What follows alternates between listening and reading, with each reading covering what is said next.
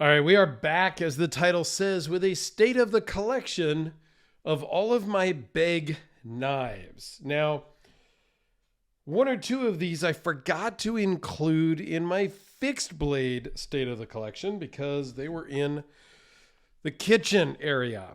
And some of these I may not show. Well, let's just dive into, and these are in no particular order, okay, of when I got them, value, anything like that. These are just a bunch of knives that I have from Begg Knives. Let's just start with probably one of the most recognizable Begg knives ever, the Bodega. This is Big Red that Jim Skelton used to own. One of only three with the red G10, what they're now referring to as the bubble inlay, because it kind of sticks out from the frame. This thing is super, super cool. You can reverse flick these if you are so inclined.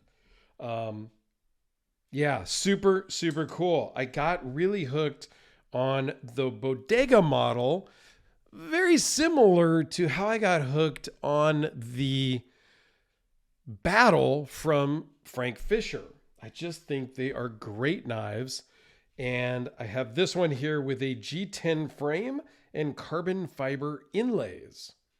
This one is also super cool because it has a herringbone Damascus blade, which is from a distance hard to tell. It's such a tight pattern. Super, super cool. This thing is crazy lightweight.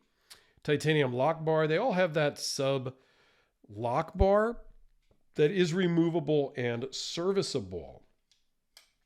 Okay. And as we zoom back out, let's just go with one of the most recent ones I got. This is, they call the one. It's a JVO design and a Kirby Lampert / JVO collaboration.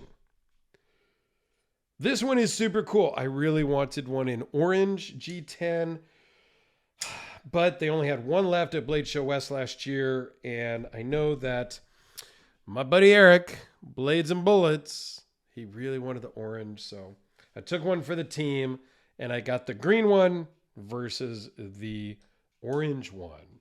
But still super, super cool. Love the blade shape. It's a little smaller than what I normally would carry, but I just love it. It's fantastic. All right, so let's dive into a little collaboration that they did with Deadwood Customs. This is don't even remember, is it the Huckleberry? I'm drawing a blank as to what the model of flashlight is called. It's got triple emitters. It's got green secondaries. This particular one has green secondaries. It's got the Begg clip with the ball and the skull engraving. So Deadwood Customs made the light, sent them to Begg Knives. They did the engraving on their laser machine, and I think they put the clips on. Not exactly sure who did what. Super, super cool light. This one is in steel, so it's a little heavier than titanium version, but still super cool.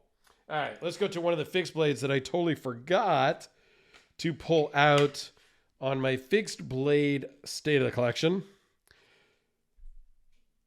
I mean, come on. I had to have this because I love the movie Predator. And because I'm really 12-year-old boy with a man paycheck. So I can get whatever I want. And this just is super cool. This just makes me want to go attack a zombie or something, right? Lop the head off of something. This is a very aggressive sawback with 2 teeth. And yes, this will actually saw wood. It's super cool.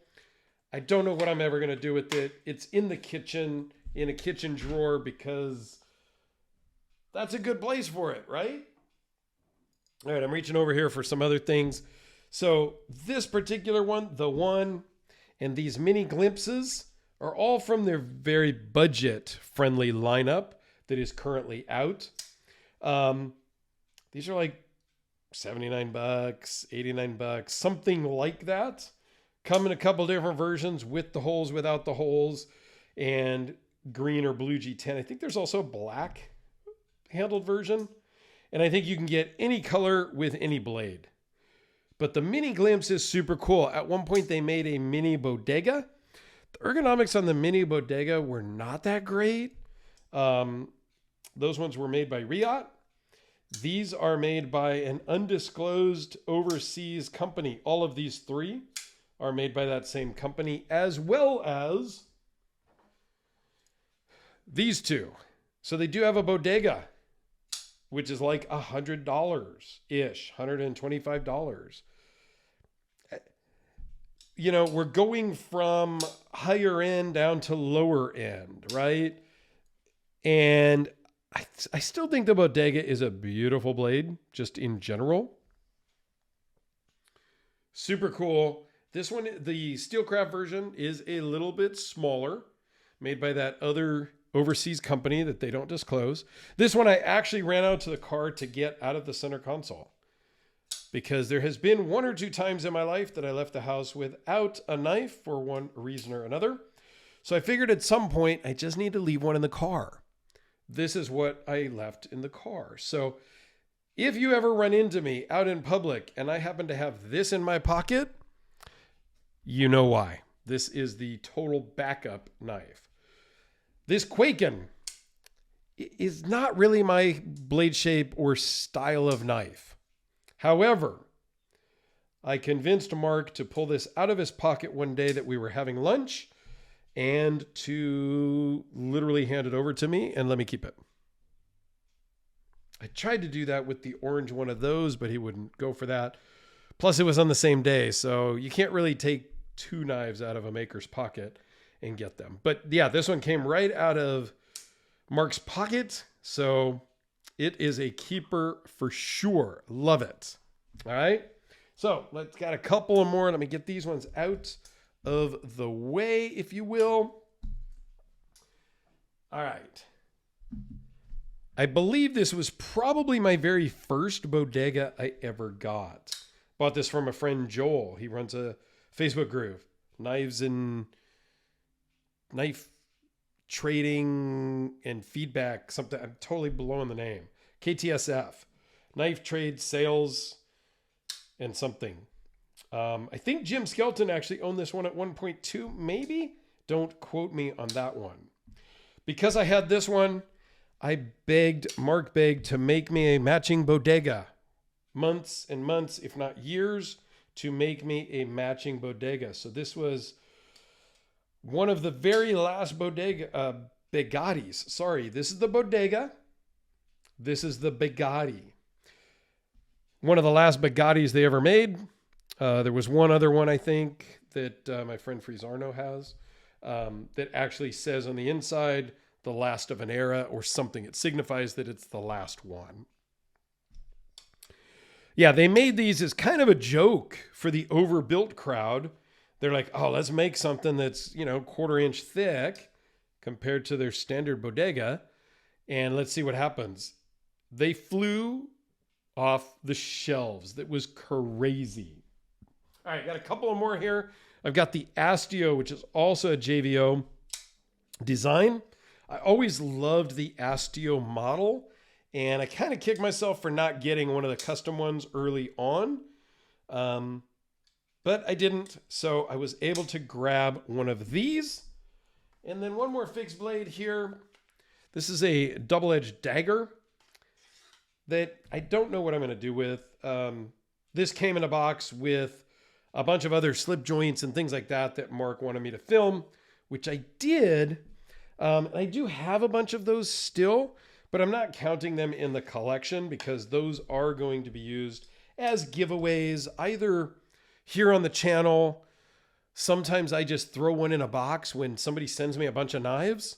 I throw one in a box as a gift when I ship them back to them. This may also go out as a giveaway type of a thing because while it's cool, okay, that is cool, but it's just not cool like this. So this one I'm keeping because it's just way cool.